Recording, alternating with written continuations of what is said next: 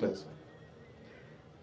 So అది నాకేం చేసింది, ఆయన బుక్ షాప్కి వెళ్ళి నేను కూర్చొని చదవటం అది నాకు చాలా చాలా సహాయపడింది.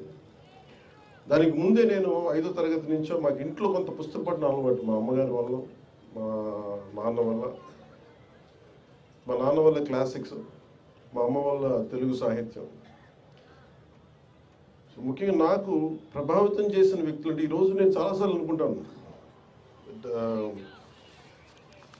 డబ్బులు 1 కోటి రూపాయలు ఇచ్చేయడానికి ఆలోచించను, కానీ ఒక పుస్తకం ఇవ్వాలంటే చాలా ఆలోచిస్తాను. అంటే పుస్తకాన్ని ఇవ్వాలి అంటే నిజంగా నా సంపదని ఇచ్చేసి, అంటే నా కర్ణుడి కవచకుండలాలు ఎలా కోసేస్తే బాధపడుతుందో నాకు తెలియదు, కానీ నా పుస్తకం ఇవ్వాలంటే మటుకు చాలా కింద మీద పడిపోతాను, ఇవ్వాలవుతుంది. అందుకని ఏంటంటే కొంతమంది అడిగినప్పుడు, ఈవెన్ నా పిల్లలు అడిగినప్పుడు కూడా వాళ్ళకి కావాలని ఇంకో కాపీ కొనిచ్చిస్తాను తప్ప నా పుస్తకాలు ఇవ్వడానికి ఇబ్బంది పడతాను. అంత మమకారం నాకు పుస్తకాలు. ఎందుకు ఇంత మమకారం అంటే, నా జీవితంలో ఎప్పుడు కూడా పుస్తకాలు అనేది, పుస్తక పఠనం లేకపోతే నేను ఏమైపోయేవాడిని అనిపిస్తుంది.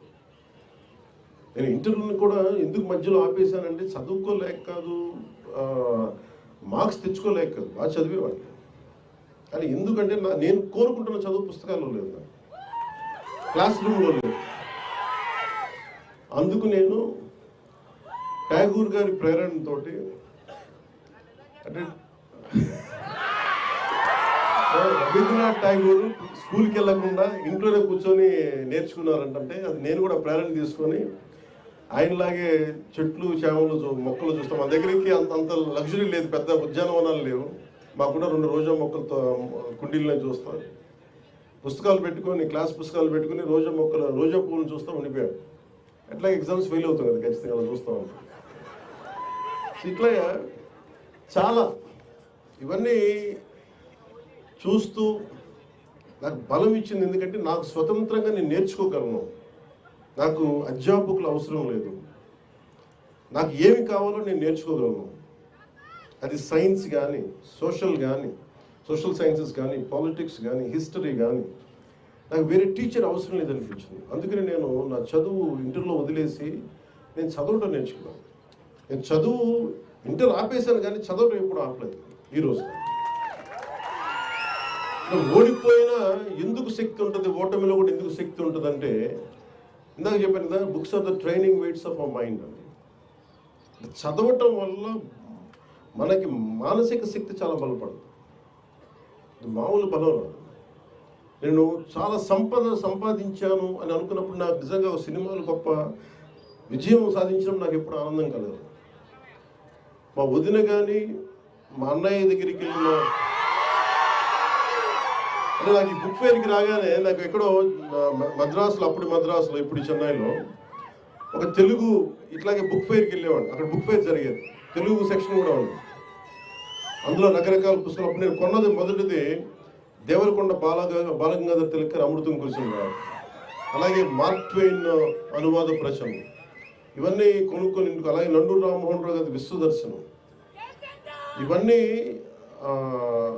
మనకి ఇంటికి వచ్చి ఎప్పుడు ఓపెన్ చేయాలి అవి, ఆ కొత్త పుస్తకాల వాసన అది మర్చిపోలేము. ఆ ఓపెన్ చేయగా దానికి కొత్త సువాసన ఉండదు. అంటే వర్షం చినుకు పడ్డప్పుడు ఎండిపోయిన నేలకి మట్టి వాసన ఎలా ఉంటుందో, ఒక కొత్త పుస్తకాన్ని తీస్తే ఆ వాసన, అది తాగు ఎంత మొత్తుగా ఉంటుందో ఒక పుస్తక పీరియడ్గా తెలుసు దాని భావం. అలాగా ఆ రోజు అంటే నేను ఎందుకు నన్ను ఈరోజు పాలిటిక్స్లో కూర్చోబెట్టి నాకు ఎందుకు ఇంత బలం ఇచ్చినాయి అంటే, మన ఈ మధ్యన మన్యం ప్రాంతంలో కూడా వెళ్ళగలిగి ఎందుకు అర్థం చేసుకోగలనంటే, ఎందుకు నడవగలనంటే, ఎప్పుడో కేశవరెడ్డి రచించిన అతడు అడవిని జయించాడు.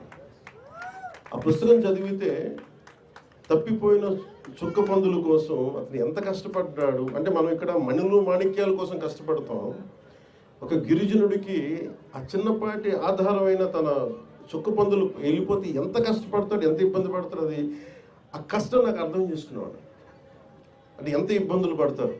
అలాగే చిన్న కథలు చదివిన, అలాగే మన సంస్కృతి గురించి అర్థం చేసుకోవడానికి ఎప్పుడో చిన్నప్పుడు 5వ తరగతిలో ఐ థింక్ ఆంధ్రపత్రిక సరిగ్గా గుర్తులేదు, దాంట్లో హాహా హూ అని చెప్పి మన విశ్వనాథ సత్యనారాయణ గారిది ఒక ధారావాహిక సీరియల్ ఉండేది.